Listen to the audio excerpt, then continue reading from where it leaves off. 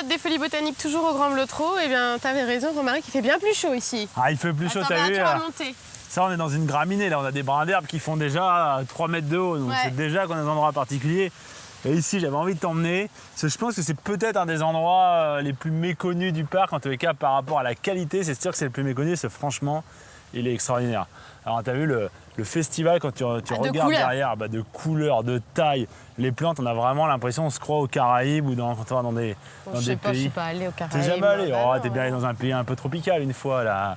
La Réunion, enfin, c'est pas un pays, mais à La Réunion. Voilà, et effectivement, alors qu'est-ce qu'on a comme plantes dedans? On a les bananiers, là, à feuilles rouges, on a d'autres bananiers à feuilles vertes. C'est énorme. On a les grandes feuilles aussi qui dépassent avec les troncs rouges, ça c'est des ricins. Tu connais le ricin? L'huile de ricin? Exactement, l'huile de ricin. La graine est ultra dangereuse, elle fait vomir. C'était le petit déjeuner que donnait Mussolini quand il avait des opposants politiques.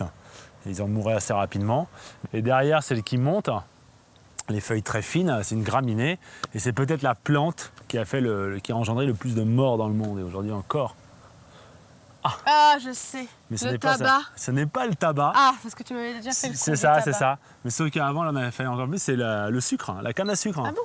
Eh oui, qui a fait les migrations, l'esclavage, le commerce triangulaire.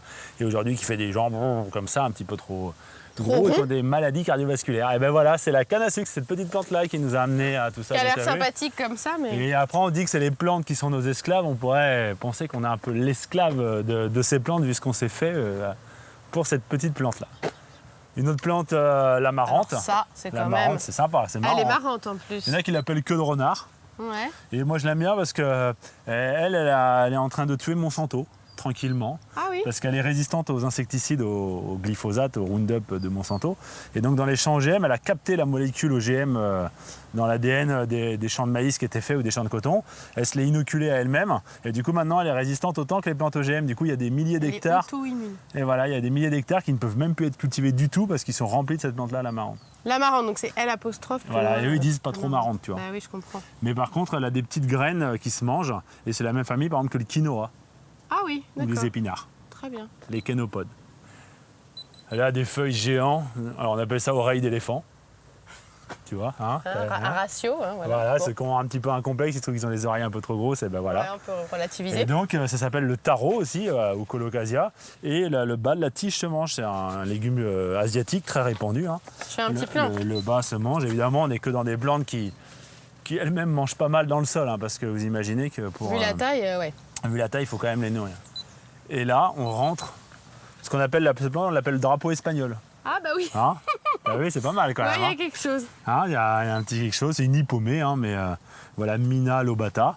Mais c'est une plante grimpante, ça c'est que des annuelles. Majoritairement ici, on n'a que des plantes. Tous les ans, soit c'est sous forme de graines, soit vraiment l'hiver, on le maintient sous forme de souches. Ici, c'est des graines. Et toute la végétation là, il faut savoir qu'en hiver, si on est ici, il n'y a que de la terre à nu.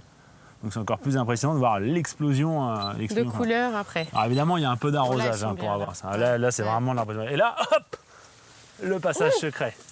Est-ce qu'on va réussir à passer? Venez, Gwenola, venez. Et c'est là qu'on rêve carrément. Là, on est... Surprise! Ça fait peur, hein? Avec ces hippomées, donc du liseron en fin de compte. Hein. Je filme. Du liseron, mais avec ma petite du liseron GoPro. dont on a sélectionné un petit peu la couleur des fleurs. Et puis là, c'est pareil, cette plante-là n'existe pas du tout l'hiver. Au mieux, il y a une souche qui résiste. Et donc, elle envahit absolument tout pendant l'été. Et là, quand même, quand on est là, je sais pas si c'était une remarque sur un endroit comme ça, mais c'est quand même un peu fou, non? C'est un peu fou. Comme des folies botaniques. Exactement. Alors, on peut passer dans n'importe quel sens, hein, mais... Donc l'idée, c'est marrant, c'est le jardinier qui s'appelle Bruno qui est ici et qui adore faire ces petits labyrinthes. Tous les ans, il reconstruit un petit peu des passages. C'est un endroit où les amoureux vont se bécoter ou c'est quoi? J'allais dire pour que les enfants puissent jouer, mais les amoureux ont le droit de se bécoter.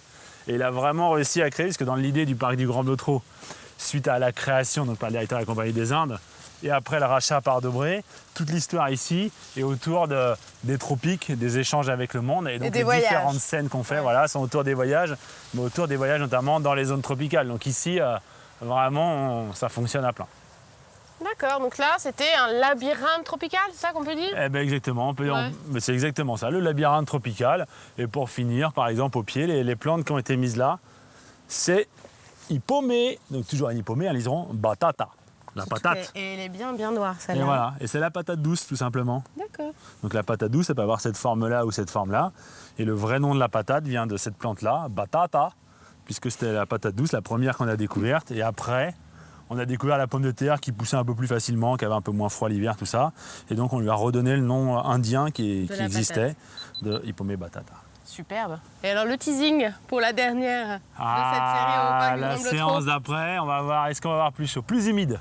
Ah, plus humide. Plus humide, on va marcher au-dessus de l'eau et on va faire attention de ne pas se faire manger. Attrapé par les... Oh, attention.